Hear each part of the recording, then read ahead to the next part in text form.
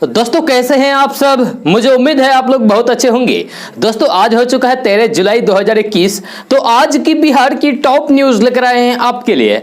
दोस्तों video start करने से पहले आपसे एक रिक्वेस्ट है, अगर आप नए आए इस चैनल पर तो फिर इस चैनल को सब्सक्राइब करके बेल आइकन को भी प्रेस कर दीजिए और साथ में वीडियो को लाइक कर दीजिए, अपने दोस्तों के साथ शेयर भी कीजिए। तो चलिए दोस्तों स्टार्ट करते हैं आज की पूरे बिहार की टॉप न्यूज। दोस्तों सीमांचल, मिथिलांचल और बिहार समेत देश भर में ईद उल अजहा का त्योहार 21 जुलाई को मनाया जाएगा। यह दिल्ली के आसमान में बादलों के छाए रहने की वजह से चांद की दीदार नहीं हो सकी, लेकिन उत्तर प्रदेश, बिहार, पश्चिम बंगाल, असम, मेघालय समेत कई राज्यों में चांद दिखा।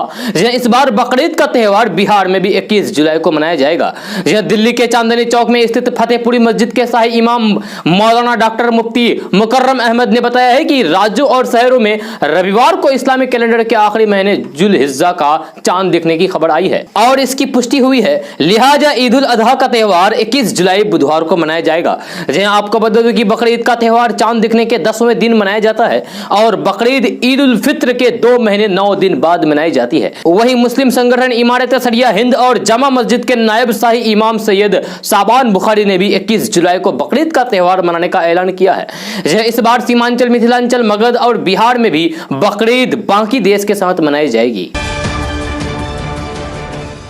दोस्तों हिंदुस्तानी आवाम मोर्चा के राष्ट्रीय अध्यक्ष जीतन राम मांझी एक बार फिर से एक्शन मोड में आ गए हैं। यह वही उन्होंने एक बार फिर से मुख्यमंत्री नीतीश कुमार का बचाव किया है।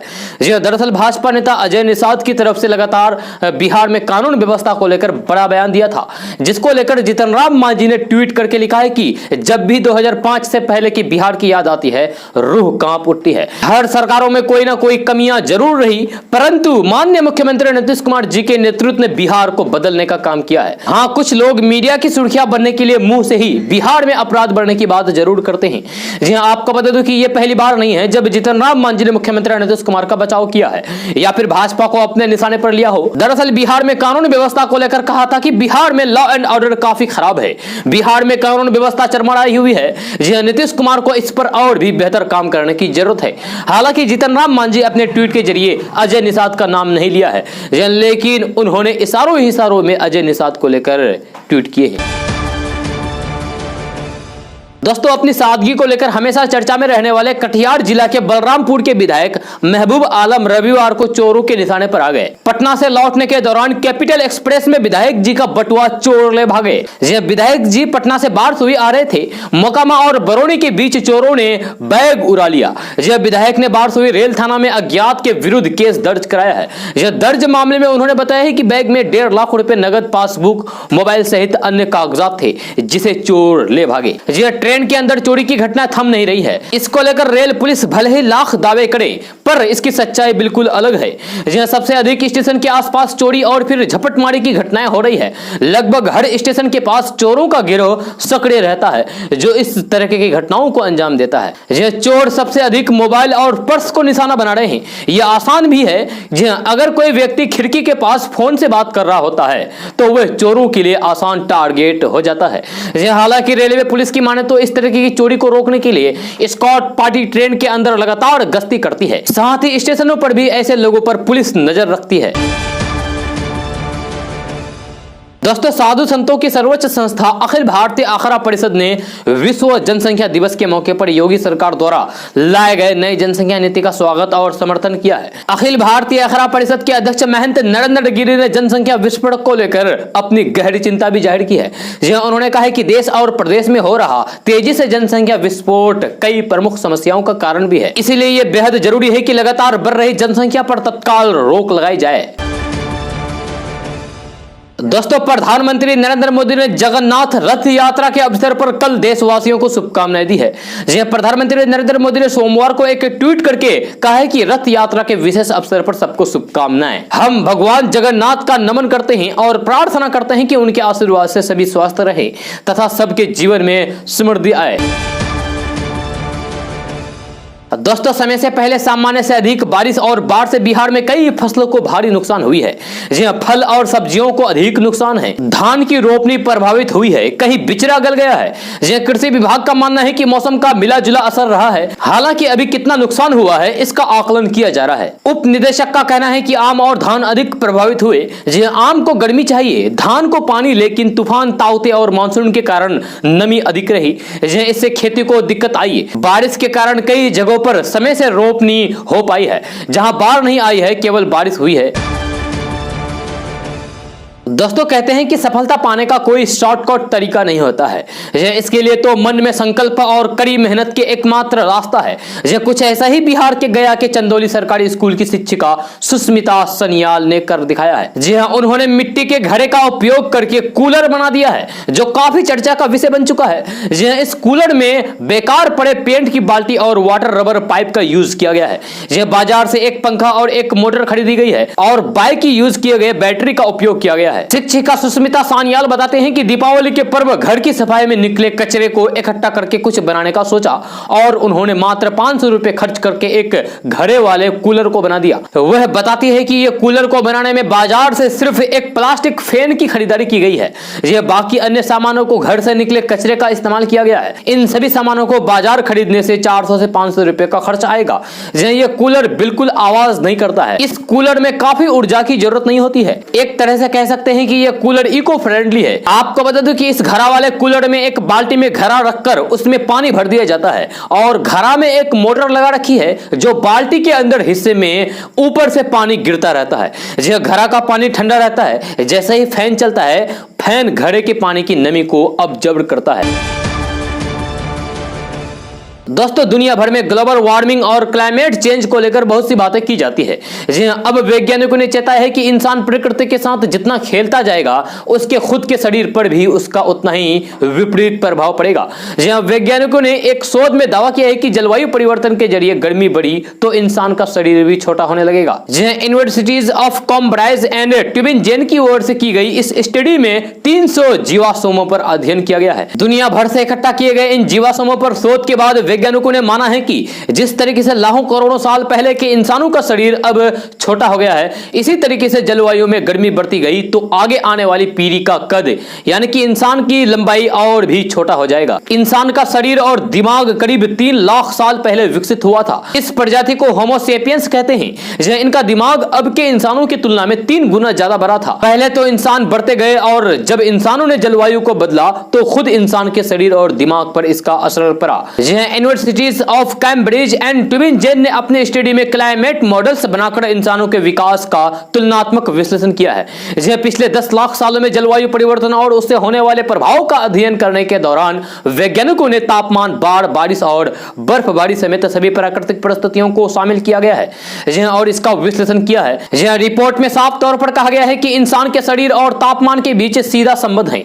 अगर जलवायु परिवर्तन होता रहा तो फिर इसका असर इंसान के शरीर और उसके अंगों के आकार पर निश्चित तौर पर पड़ेगा। रिसर्चर डॉक्टर मैनुअल विल ने कहा है कि जितना वातावरण का तापमान कम होगा उतना इंसान के शरीर का आकार बड़ा होगा, उसके अंग भी बड़े होंगे। दोस्तों, बिहार के पड़ोसी राज्य उत्तर प्रदेश में जनसंख्या नियंत्रण को लेकर नई नीति लागू कर दी गई है। यह योगी सरकार की ओर से लागू की गई नीति की वजह से राज्य सहित देश भर का सियासी पारा चढ़ गया है। जी हां, सभी योगी सरकार के इस फैसले पर प्रतिक्रिया दे रही हैं। इस क्रम में बिहार के मुख्यमंत्री नीतीश कुमार ने भी जनसंख्या नियंत्रण कानून लागू करने पर प्रतिक्रिया दी है। मुख्यमंत्री नीतीश कुमार ने सोमवार को पत्रकारों से बातचीत करते हुए कहा कि कानून बनाकर जनसंख्या को कंट्रोल नहीं किया जा सकता। चीन में क्या हुआ यह सबने देखा। ऐसे में सबके लिए जागरूकता ही जरूरत है। नीतीश कुमार ने कहा कि एक बात साफ कर देना चाहते हैं कि जो राज्य जो करना चाहे वह कर सकता है, लेकिन कानून बनाकर जनसंख्या काबू करना संभव नहीं है। महिलाएं जब जागरूक रहेगी तो प्रजनन दर कम होगा। सीएम नीतीश कुमार ने कहा कि हम लोग तो इस पर काम करेंगे। कुछ लोगों को लगता है कि कानून बनाने से ये यानी कि जनसंख्या नियंत्रण संभव है, तो वह उनकी सोच है। हमारी सोच अलग है। हम लोग तो अपने हिसाब और सोच से काम करेंगे। दोस्तों, बिहार के 11वीं और 12वीं के सभी स्कूलों सहित सभी डिग्री कॉलेज, सरकारी तथा निजी विश्वविद्यालय तथा तकनीकी शिक्षण संस्थान 50% छात्रों की उपस्थिति के साथ खुल गए हैं। ऐसे में जब छात्र एक लंबे अंतराल के बाद फिर से अपनी कक्षा के साथियों से मिले तो उनके चेहरे खिल उठे। पटना के एक स्कूल में क्लासमेट फिर से मिलकर काफी खुश नजर आए। तभी से शिक्षण संस्थान बंद थे, लेकिन अब कोरोना की रफ्तार में होती कमी को देखते हुए सभी शिक्षण संस्थानों को उनका आधी क्षमता के साथ खोलने की इजाजत दे दी गई है। 5 जुलाई को मुख्य सचिव की अध्यक्षता में हुई सीएमजी की बैठक में फैसला लिया गया है कि 12 जुलाई से 10वीं के ऊपर के सभी शिक्षण संस्थानों को आधी क्षमता के साथ खोला जा सकेगा। अब कल 12 जुलाई से ऐसे सभी शिक्षण संस्थान खोल दिए गए हैं। हालांकि सभी संस्थानों में कोरोना को लेकर जारी दिशा निर्देश का पालन करना अनिवार्य होगा। दोस्तों, कटिहार जिले के फलका प्रखंड के सालेपुर पंचायत के महेशपुर गांव में 1 दर्जन से अधिक बच्चे और युवा मन बुद्धि एवं मानसिक दिव्यांगता का शिकार हैं। बौनापन, लंबे कान के साथ विचित्र कद काठे के साथ हीन भावनाओं से भी ग्रसित हैं। मन बुद्धि और मानसिक दिव्यांगता के शिकार बच्चों के पिता ने बताया है कि कई जगह इलाज कराने के बाद भी कोई सुधार नहीं हुआ है। जहां डॉक्टरों ने पानी में आयरन और अन्य प्रदूषण तत्वों की अत्यधिक मात्रा में इसका कारण बताया है। नल जल योजना का लाभ सभी ग्रामीणों को नहीं मिल पा रहा है। ग्रामीणों ने बताया है कि पानी पीने योग्य नहीं है। गांव के कई लोग फिल्टर के पानी का उपयोग करते हैं, लेकिन अधिकांश लोग दूषित जल पीने को मजबूर हैं।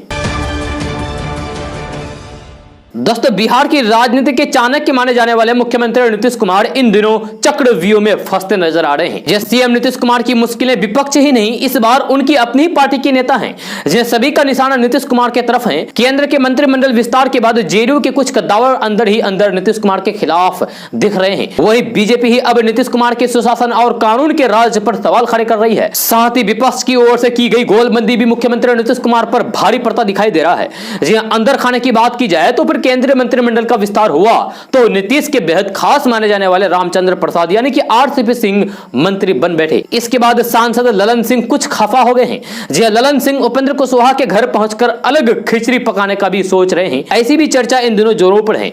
वही बीजेपी के बाद अब भाजपा सांसद ने भी नीतीश कुमार के सुशासन और कानून राज पर सवाल खड़ा कर दिया है। अब नीतीश बाहरियों के साथ ही अपनों के भी निशाने पर आ गए हैं।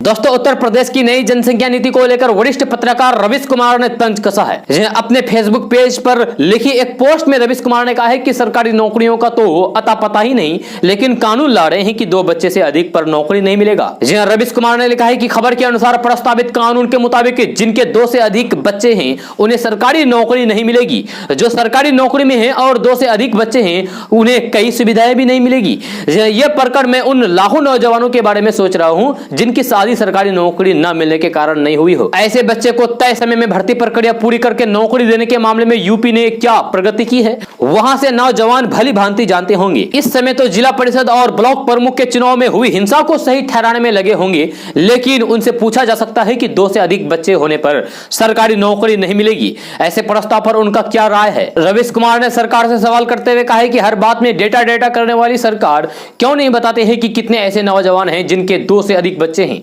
और वे सरकारी भर्ती की परीक्षा की तैयारी कर रहे हैं। क्या इनकी तादाद इतनी है कि सरकार को कानून लगाना पड़ रहा है? दूसरा, कुछ ऐसे नौजवान तो होंगे ही जो कई सालों से अपनी भर्ती की प्रक्रिया पूरी होने का इंतजार कर रहे हैं। इनमें से कितने हैं जिनके 2 से अधिक बच्चे हैं? जो लोग पहले से सरकारी सेवा में हैं और जिनके 2 से अधिक बच्चे हैं उन्हें प्रताड़ित करने का कोई तुक नहीं बनता है। रवीश कुमार ने तंज कसते हुए पूछा है कि क्या बीजेपी ऐसे सांसदों और विधायकों के टिकट काट देगी जिनके 2 से अधिक बच्चे हैं? तो अपनी राष्ट्रीय कार्यकारिणी में प्रस्ताव पास करके दिखा दे। दोस्तों, पेट्रोल डीजल की लगातार बढ़ रही कीमतों को लेकर लोगों के मन में गुस्सा बढ़ रहा है। बढ़ रही कीमतों को लेकर विपक्ष भी सरकार पर निशाना साध रहा है। इस बीच केंद्रीय सड़क परिवहन मंत्री नितिन गडकरी ने भी माना है कि पेट्रोल डीजल की बड़ी कीमतें लोगों को परेशान कर रही है और गुस्सा भी बढ़ रहा है। इसके साथ उन्होंने लोगों को राहत देने के लिए वैकल्पिक ईंधन का रास्ता दिखाया है। इससे न सिर्फ उन्हें महंगाई से राहत मिलेगी बल्कि वैकल्पिक ईंधन के प्रयोग को भी बल मिलेगा। नितिन गडकरी ने कहा है कि नागपुर में देश के पहले LNG फिलिंग स्टेशन का उद्घाटन किया गया है। इसी मौके पर उन्होंने वैकल्पिक ईंधन को जोर देने की बात कही है। LNG, CNG या फिर एथेनॉल जैसे वैकल्पिक ईंधन से पेट्रोल डीजल की कीमत में बढ़ोतरी से राहत मिलेगी। वैकल्पिक ईंधन का इस्तेमाल करने से 20 रुपए प्रति लीटर पैसे की मदद मिलेगी। दोस्तों, बिहार की सियासत से एक बड़ी खबर सामने आ रही है। खबर यह है कि चिराग पासवान ने लालू प्रसाद यादव और तेजस्वी यादव से बात की है। चाचा पशुपति कुमार पारस मोदी कैबिनेट में मंत्री बनने से चिराग पासवान का बीजेपी से मोह भंग होने लगा है। यह खुद को पीएम मोदी का हनुमान बताने वाले चिराग पासवान अब धीरे धीरे आरजेडी के करीब हो रहे हैं। एलजेपी अध्यक्ष चिराग पासवान ने आरजेडी सुप्रीमो लालू प्रसाद यादव और नेता प्रतिपक्ष तेजस्वी यादव से बातचीत की है। 2 दिन पहले ही आरजेडी के राष्ट्रीय महासचिव श्याम रजक चिराग पासवान से मिलने पहुंचे थे। इसके बाद चिराग पासवान ने फोन पर लालू प्रसाद और फिर तेजस्वी यादव से भी बातचीत की है। इस बातचीत के बाद बिहार में नए सियासी समीकरण के संकेत मिलने लगे हैं। हो सकता है कि आने वाले दिनों में चिराग पासवान और तेजस्वी यादव साथ आ जाए और इसमें कोई अड़चन भी नहीं होगा। सूत्र बताते हैं कि चिराग पासवान और लालू प्रसाद यादव के बीच हुई बातचीत में आरजेडी सुप्रीमो लालू प्रसाद यादव ने चिराग को भरोसा दिलाया है कि चाचा पशुपति पारस की बगावत के बीच हुए उनके साथ खड़े हैं। लालू यादव ने चिराग पासवान को कहा है कि रामविलास पासवान उनके अच्छे मित्र थे। रामविलास पासवान के साथ राजनीतिक रिश्ता चाहे जो भी रहा हो, लेकिन व्यक्तिगत रिश्ता हमेशा रहा है। लालू प्रसाद यादव ने भरोसा दिलाया है कि वे अभिभावक के तौर पर हमेशा उनके साथ खड़े रहेंगे। लालू ने चिराग पासवान से कहा है कि रामविलास पासवान की राजनीतिक विरासत के असली उत्तराधिकारी वही है। हालांकि चिराग पासवान और लालू यादव के बीच हुई बातचीत की आधिकारिक पुष्टि ना तो एलजेपी ने की है और न ही आरजेडी ने की है। उधर तेजस्वी यादव के साथ भी चिराग पासवान की बातचीत हुई है। चिराग और तेजस्वी आगे आने वाले दिनों में मुलाकात भी कर सकते हैं। राजनीतिक जानकार मानते हैं कि दोनों को नीतीश कुमार से मुकाबला करना है, लिहाजा अब बीजेपी के परवाह किए बगैर चिराग पासवान तेजस्वी यादव के साथ आ सकते हैं। हालांकि इस नए समीकरण की रूपरेखा क्या होगी वह तेजस्वी यादव और चिराग पासवान दोनों मिल बैठकर तय करेंगे। आरजेडी के राजनीतिकारों ने तेजस्वी यादव और चिराग पासवान को करीब लाने का काम शुरू कर दिया है। दोस्तों, उत्तर प्रदेश राज्य की विधि आयोग की ओर से जारी किए गए जनसंख्या नियंत्रण के प्रस्ताव के मसौदे पर कुछ हिंदू संगठनों और महिला स्वास्थ्य विशेषज्ञों ने ऐतराज जताया है। कारोबारी दुनिया की खबर देने वाले अखबार इकोनॉमिक्स टाइम्स की रिपोर्ट के मुताबिक इस प्रस्ताव में यह कहा गया है कि 2 से ज्यादा बच्चे वाले परिवारों को सरकारी सुविधा हासिल करने से रोका जाए और कम बच्चे वाले परिवारों को प्रोत्साहित किया जाए। विश्व हिंदू परिषद के कार्यकारी अध्यक्ष आलोक कुमार ने कहा है कि केवल 1 बच्चे वाले परिवारों को प्रोत्साहित करने के प्रस्ताव से समाज में जनसंख्या की असंतुलन और बढ़ेगा। उन्होंने कहा है कि सरकार को इस पर फिर से गौर करना चाहिए क्योंकि इससे जनसंख्या वृद्धि दर नकारात्मक हो जाएगी। दोस्तों, भारतीय किसान यूनियन के राष्ट्रीय प्रवक्ता राकेश टिकैत ने रविवार को यूपी गेट पर कहा है कि अगर सितंबर तक सरकार किसानों की बात नहीं सुनी तो वे बड़ा निर्णय लेंगे। किसानों के ट्रैक्टर कहकर संसद तक पहुंचाएंगे। यूपी गेट पर 28 नवंबर से तीनों कृषि कानून के विरोध में धरना चल रहा है। रविवार को यहां हरियाणा से प्रदर्शनकारी पहुंचे। राकेश टिकैत ने सभा को संबोधित किया। राकेश टिकैत ने कहा कि 26 जनवरी को पुलिस गुमराह करके ट्रैक्टरों को लाल किला पर ले गई थी। इस बार किसान गुमराह होने वाले नहीं है। अब की बार संघर्ष हुआ तो फिर किसान पीछे नहीं हटेंगे। सरकार सितंबर तक समस्या का निस्तारण करे, नहीं तो फिर हम सख्त निर्णय लेने को मजबूर होंगे। राकेश टिकैत ने कहा कि सरकार कहते हैं कि देश में एमएसपी थी, है और रहेगी, लेकिन हम बताना चाहते हैं कि मूंग के किसानों को एमएसपी नहीं मिला। 7500 रुपए एमएसपी वाले मूंग 4000 रुपए में खरीदी गई। किसान मूंग लेकर संसद पर जाएंगे। सरकार इस गलत फहमी में ना रहे कि वाटर कैनन से किसानों के ट्रैक्टर रुक जाएंगे। यह बम्पर लगे ट्रैक्टर न केवल बैरियर तोड़ेंगे बल्कि वाटर कैनन मारने के लिए लगाई गई गाड़ियों का भी इलाज करेंगे।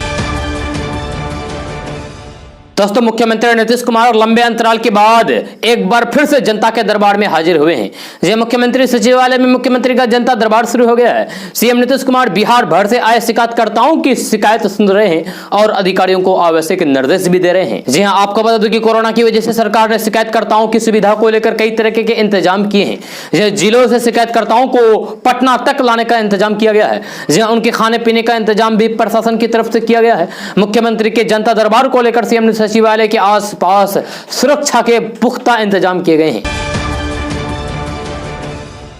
दोस्तों, यूपी के बाद देश के दूसरे राज्यों में भी जनसंख्या नियंत्रण कानून को लागू करने की योजना है। इस बात के संकेत खुद जदयू के राष्ट्रीय समिति के अध्यक्ष उपेंद्र कुशवाहा ने दिए हैं। उन्होंने कहा है कि जिस राज्य में यह कानून लागू किया जा रहा है वह स्वागत योग्य कदम है।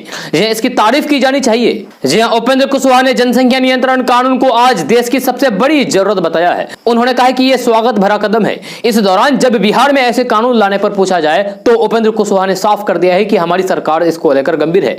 उन्होंने कहा है कि इस कानून को बिहार में लागू करने से पहले सभी से बातचीत की जाएगी। उन्होंने कहा है कि अगर जनसंख्या नियंत्रण नहीं होता है तो फिर कितना भी विकास कर ले समस्या को खत्म नहीं किया जा सकता है। जहां उन्होंने कहा है कि बिहार में यह कानून आएगा, लेकिन कब तक इस पर अभी कुछ भी नहीं कहा जा सकता।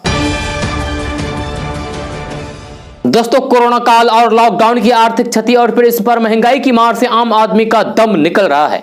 पेट्रोल डीजल के दाम आसमान छू रहे हैं। सीमांचल, मिथिलांचल सहित पूरे बिहार में पेट्रोल 100 पार हो चुका है और डीजल भी लगभग 100 के बराबर ही हो गया है। कल पेट्रोल का रेट बिहार में 105 से 106 रुपए प्रति लीटर बिका। यह पेट्रोल का यह मूल्य अब तक का सबसे ज्यादा है बिहार में। यह बड़ी बात यह है कि विपक्ष हर रोज महंगाई के मुद्दे पर चिल्ला रहा है। बिहार में एक दिन बीच करके कहीं न कहीं पुतला दहन अथवा रोष प्रदर्शन किया जाता है। कांग्रेस और भाकपा माले ने कई सभाएं की है, धरना दिया, लेकिन किसी ने सुध नहीं ली। आलम यह है कि लोगों को जरूरी काम से आने जाने में बचत खाली करनी पड़ती है। आर्थिक बोझ से जनता त्राहिमाम कर रही है। लोगों का कहना है कि कच्चे तेल की कीमत में कमी के बावजूद भी कई तरह के टैक्स लगाकर पेट्रोल और डीजल की कीमत बढ़ा दी गई है। इसका असर सवारी गाड़ियों के भाड़े पर भी पड़ रहा है। जो ऑटो और बस वाले एक बार भाड़ा बढ़ा दें तो उसे घटा नहीं रहे हैं। ऐसे में आम आदमी को चौतरफा मार पड़ रही है। डीजल और पेट्रोल का रेट बढ़ने से मध्यम वर्गीय परिवार की जेब पर खासा असर पड़ा है। ऐसे में बाइक, स्कूटी चलाना महंगा पड़ रहा है। कुछ इसी तरीके से हालात बस, कार और ट्रक, टेम्पो मालिकों की है। यह सभी डीजल के बढ़ते दामों से परेशान हैं। दोस्तों, बिहार में रहने वाले लोगों के लिए एक खबर है। खबर यह है कि बिहार के लोगों को जातीय आय और निवास प्रमाण पत्र के लिए ज्यादा इंतजार नहीं करना पड़ेगा। जी हां, लोग अब 10 दिन के अंदर ही ये प्रमाण पत्र प्राप्त कर सकेंगे। खबर के अनुसार बिहार में आय प्रमाण पत्र, जाति प्रमाण पत्र और आवासीय प्रमाण पत्र बनाने के नियमों में भी बदलाव किए गए हैं। इसकी प्रक्रिया भी आसान की गई है। अब लोगों को आय, जाति और निवास प्रमाण पत्र बनकर उनके ईमेल आईडी पर आ जाएगा। आपको बता दें कि अगर आप जाति आवासीय आय के लिए आवेदन करते हैं तो अब राजस्व अधिकारी के द्वारा जातीय आवासीय आय जारी किया जाएगा। इससे पहले अंचल अधिकारी यानी कि सीईओ से जातीय आवासीय आय प्रमाण पत्र जारी किया जाता था, लेकिन अब इसे बदल दिया गया है। दोस्तों, उत्तर बिहार में बाढ़ की स्थिति अभी भी बनी हुई है, जबकि पूर्वी बिहार में कोसी और अन्य नदियों के जलस्तर में उतार चढ़ाव जारी रहा। जी हां, वहीं पूर्वी चंपारण जिले में अलग अलग स्थानों पर बीते 24 घंटे के दौरान बाढ़ के पानी में 6 लोग डूब गए, जिनमें से 5 लोगों की जान चली गई। जब पश्चिमी चंपारण में बारिश से नदियों के जलस्तर में वृद्धि होने लगी है। जब गंडक बराज से शाम तक 1,83,000 क्यूसेक पानी छोड़ा गया। पूर्वी चंपारण, दरभंगा, मधुबनी, शिवहर और सीतामढ़ी जिले के बाढ़ प्रभावित क्षेत्रों में स्थिति गंभीर बनी हुई है। सरकारी नौकरी और वह भी आपके घर के बिल्कुल पास, अगर आप भी ऐसे ख्वाब देखते हैं तो यह मौका आपके लिए हो सकता है। जी हां, भारतीय डाक विभाग ने बिहार के अलग अलग जिलों में लगभग 2000 पदों के लिए आवेदन की तिथि को बढ़ा दी है। जी हां, इन पदों के लिए कल तक 14 जुलाई तक यानी कि बुधवार तक आवेदन कर सकते हैं। इन पदों के लिए न्यूनतम शैक्षणिक योग्यता केवल मैट्रिक पास रखी गई है। इन पदों के लिए 27 अप्रैल से ही आवेदन लिए जा रहे हैं। अब आवेदन करने के लिए बस 2 दिनों का मौका और बचा है। शुरू में आवेदन की तिथि बस 26 मई तक ही थी, लेकिन बाद में डाक विभाग ने इसे विस्तारित कर दिया है, बढ़ाया है। आवेदन की प्रक्रिया ऑनलाइन पूरी की जानी है। दोस्तों, मध्य प्रदेश से भाजपा के सांसद सुधीर गुप्ता ने बॉलीवुड के अभिनेता आमिर खान को लेकर विवादित बयान दिया है, जिसकी वजह से वे चर्चा में आ गए हैं। सुधीर गुप्ता ने कहा है कि देश की बढ़ती आबादी के पीछे आमिर खान जैसे लोगों का हाथ है। आमिर खान जैसे लोग भारत की आबादी का संतुलन बिगाड़ते हैं। विश्व जनसंख्या दिवस के मौके पर पत्रकारों से बातचीत करते हुए मंदसौर से भाजपा सांसद ने कहा है कि भारत को बढ़ती हुई आबादी को नियंत्रण करने के लिए सख्त और मजबूत कदम उठाने की जरूरत है।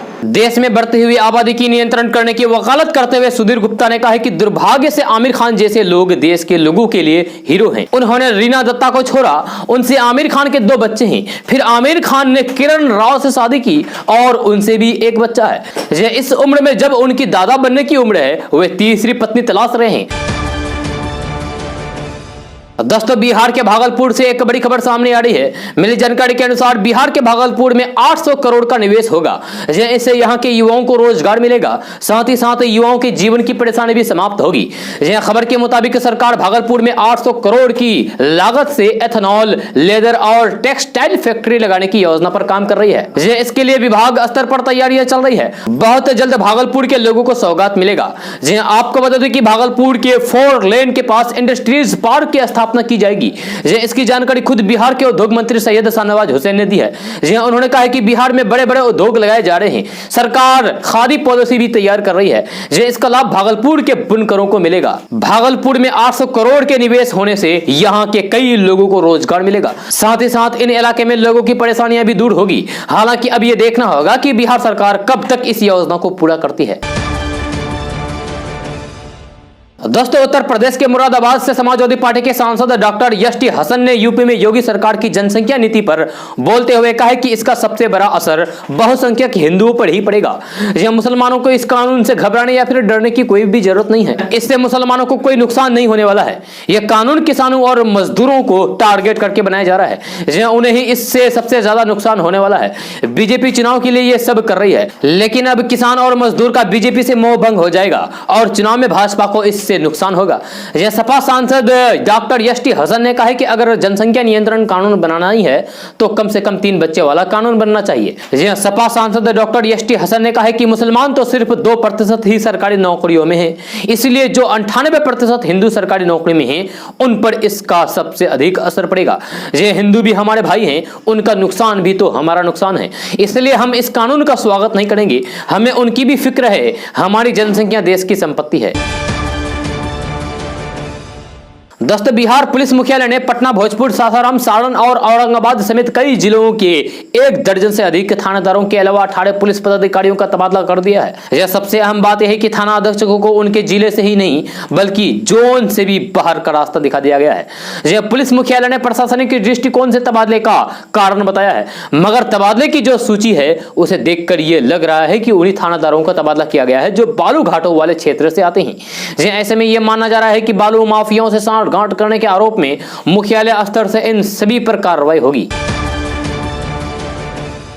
दोस्तों, उत्तर प्रदेश के मुख्यमंत्री योगी आदित्यनाथ द्वारा प्रदेश में जनसंख्या नियंत्रण नीति लागू करने को चल रही कवायद को लेकर संभल से समाजवादी पार्टी के सांसद डॉक्टर शफीकुर रहमान बर्क ने कहा है कि विधानसभा चुनाव का वक्त आ रहा है और भाजपा को अपनी हार दिखाई दे रही है, इसीलिए सरकार को जनसंख्या कानून बनाने की याद आ गई है। यह सांसद डॉक्टर बर्क ने कहा है कि सरकार चाहे कितने भी कानून बना ले, एक दिन यह कानून भी खत्म हो जाएगा। जब दूसरी सरकार आएगी तो वह दूसरे कानून बनाएगी। यह बर्क ने कहा है कि बीजेपी मुसलमानों को तोड़ने और फिर उनमें आपस में झगड़े कराकर सत्ता में आना चाहती है, इसलिए यह कानून ला रही है। उन्होंने कहा है कि अल्लाह ने जितने रूह पैदा किए हैं वह रूह दुनिया में हर कीमत पर आएगी। चाहे कितने भी कानून सरकार बना ले, उसको कोई रोक नहीं सकता, क्योंकि यह कानून इलाही है। लगातार जनसंख्या बढ़ने और फिर लोगों के पास रोजगार ना होने के सरकार के तर्क पर सांसद बर्क ने कहा कि अल्लाह जब इंसान को पैदा करते हैं तो उसका रोजगार और पूरी तकदीर बनाकर उसके साथ भेजता है। जो हमको दुनिया में भेजता है, हमारी तरक्की, हमारे रोजगार और हमारी हर चीज का इंतजाम वही करता है। दोस्तों, बिहार सरकार की कोशिश है कि किसानों को सब्सिडी पर यूरिया मिले और कालाबाजारी करने वाले सावधान रहें। इस हेराफेरी में थोक और खुदरा विक्रेताओं से लेकर उर्वरक कंपनियों के प्रतिनिधि तक शामिल है। हकीकत यह है कि 45 किलोग्राम वाली यूरिया की एक बोरी 266 के बजाय 360 से 400 रुपए तक में बेची जा रही है। खुले में खरीदारी पर प्रति किलो 9 से 10 रुपए की वसूली हो रही है। यह किसान मजबूर हैं क्योंकि फसलों को उर्वरक समय से चाहिए और सरकार की कार्रवाई में काफी वक्त लग जाता है। दोस्तों, राजद में पीढ़ी परिवर्तन का दूसरा दौर शुरू होने वाला है। जी राजद प्रमुख लालू प्रसाद यादव ने 5 साल पहले तेजस्वी यादव को विधायक दल का नेता बनवाया था। जी अब 25 साल पुरानी पार्टी की पूरी कमान सौंपने की तैयारी में है। यह काम एक बार ही नहीं बल्कि सिलसिलेवार होगा। जी रोड मैप पर काम शुरू हो गया है। पहले चरण में तेजस्वी यादव को राजद का कार्यकारी अध्यक्ष बनाया जा सकता है। जी उसके बाद पार्टी की संपूर्ण जिम्मेदारी दी जा सकती है। यह कोरोना की तीसरी लहर की आशंका अभी अड़चन बन रही है। जैसे ही इसका डर खत्म हो जाएगा वैसे ही लालू प्रसाद यादव का पटना आने का कार्यक्रम है। इसके साथ ही प्रक्रिया पर अमल शुरू हो जाएगा। राजद के प्रदेश अध्यक्ष जगदानंद सिंह के इस्तीफे को इसी मकसद से टाल दिया गया है। लालू चाहते हैं कि पूरी प्रक्रिया में तेजस्वी यादव को जगदानंद सिंह का साथ मिले। दोस्तों, आम आदमी पार्टी बिहार के प्रभारी और दिल्ली के बुराड़ी विधायक संजीव झा ने कहा है कि बिहार के एनडीए सरकार अस्त व्यस्त है और कभी भी ये गिर सकती है। यह बिहार दौरे पर रविवार को पटना पहुंचे संजीव झा ने आरोप लगाया है कि विधायकों को अपने अपने पाले में करने का षड्यंत्र सियासी दल रच रहे हैं। दोस्तों बिहार कर्मचारी चयन आयोग ने बीएसएससी उर्दू अनुवादक रिजल्ट 2021 जारी कर दिया है। यह परिणाम बीएसएससी उर्दू अनुवादक की प्रारंभिक परीक्षा के लिए घोषित किया गया है। यह उम्मीदवार आधिकारिक वेबसाइट bssc.bihar.gov.in पर जाकर अपना रिजल्ट चेक कर सकते हैं। यह बीएसएससी उर्दू अनुवादक परीक्षा उर्दू ट्रांसलेटर के पद पर भर्ती के लिए आयोजित की जाती है। इस साल प्रीलिम्स परीक्षा 28 फरवरी 2021 को आयोजित की गई थी। यह प्रीलिम्स परीक्षा के बाद मेंस परीक्षा आयोजित की जाएगी। दोस्तों बेलगाम महंगाई पर केंद्र सरकार को घेरने के लिए कांग्रेस अपने सभी बड़े नेताओं को मैदान में उतारने जा रही है। यह सोमवार से शुरू हुए पूरे हफ्ते देश के लगभग सभी प्रदेशों की राजधानी में कांग्रेस के बड़े चेहरे पेट्रोल, डीजल, घरेलू गैस की लगातार बढ़ती कीमत और फिर पीएनजी समेत खाने पीने की चीजों के आसमान छू रहे दाम के मुद्दे पर प्रेस कॉन्फ्रेंस के जरिए जनता के बीच जाएंगे। दोस्तों बिहार के औरंगाबाद जिले के बारूद थाना क्षेत्र के NH2 पर स्थित रिलायंस पेट्रोल पंप के कैश वैन से 41 लाख रुपए लूट लिए। यह 4 की संख्या में आए अपराधियों ने हथियार के बल पर इस घटना को अंजाम दिया। यह विरोध करने पर अपराधियों ने कैशियर को गोली मार दी, जिससे वे घायल हो गया। प्राप्त जानकारी के अनुसार रिलायंस पेट्रोल पंप से 41 लाख रुपए लेकर उसे जमा करने कर्मी जा रहे थे।